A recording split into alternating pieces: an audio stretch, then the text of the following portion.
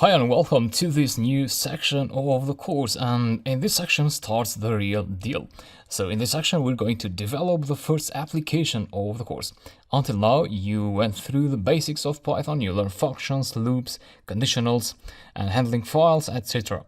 And now we're going to practice all those concepts by actually building real programs that can be used by users instead of just looping through trivial strings and numbers and so on.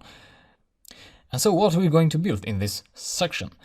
Well, you're going to build a program which you can give a word, an English word, and the program will return the definition of that word in English. So let me go ahead and demonstrate the program. I'm using Python 3. app1.py is a script. So the program asks you to enter a word which you want a definition for. For instance, let's say mountain.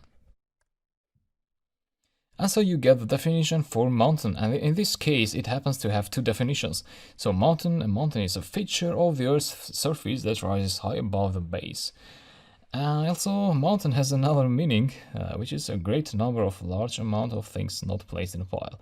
Anyway, there are words who have only one meaning, like mathematics, I hope, yeah. So you get only one definition for mathematics. But also, the program has other features as well, such as, if you put rain with double N, so with an extra N, and press enter, the program, instead of crashing, it displays a message. It tells you, did you mean rain instead? So it's quite an intelligent program that guesses the word that the user may have had in mind when typing the word. So enter Y if yes, if you meant rain, or N if no. Oh yeah, I meant rain, so Y.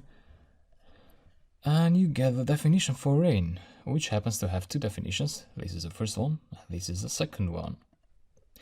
The program also, if you enter a very random word that doesn't have any meaning like that, you get the message the word doesn't exist, please double check it, because the program cannot find a similar word to this. It cannot find a word first, and also it tries to find a similar word to this one, but it doesn't, because I don't think there's a match for this, and so it prints out this message.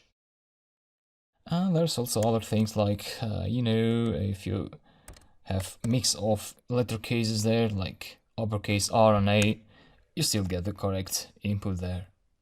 So that's a program. It has a command line interface, which means you're passing the input through the command line and you're getting the input again from the command line.